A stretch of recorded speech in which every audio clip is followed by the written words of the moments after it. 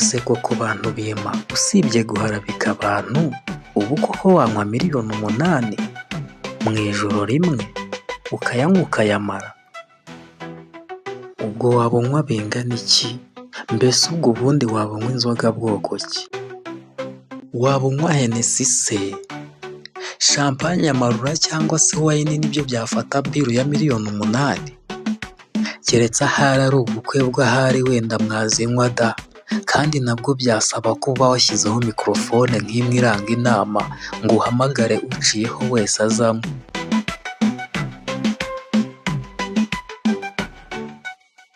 Iyi nkuru abantu bamwe na bamwe barimo kuyivuga bitandukanye n'ukuri mpamo kw'ibyabaye byose kuri aba bakobwa babiri Ariel Ways ndetse na Babo.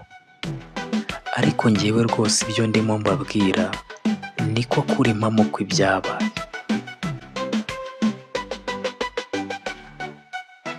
Ways na Babo rero ngo ubwo nyuma yo kumena ikirahure cy'idirishya ry'abandi, nyir'aparitema yahise atezamo. Uw'icyo yaje abasaba ni ukumuvira aho ngaho bagataha mu rugo, cyane ko ngo n'amasaha yo gutaha yari yabafashe, yari yarenze. Abakobwa bati dutaha gute se kandi twishyuye ijoro ryose? Reka twishyure ikirahure cy'idirishya ryawe kimenetse, ubundi hasigaye dukeshe.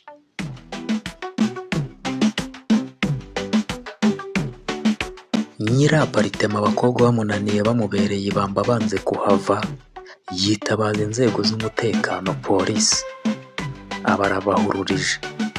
Muri ako kanya polisi birahageze.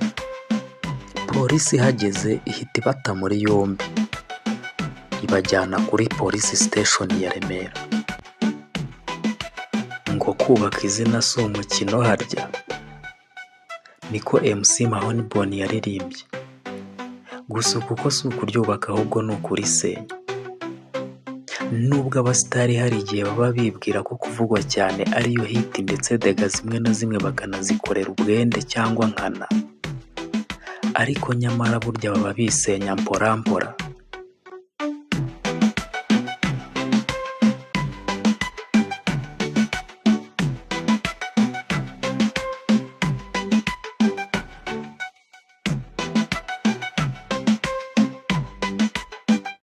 Mbese ubundi twiganirire gato, hiti mwumva ari iki? Hiti wumva ari iki?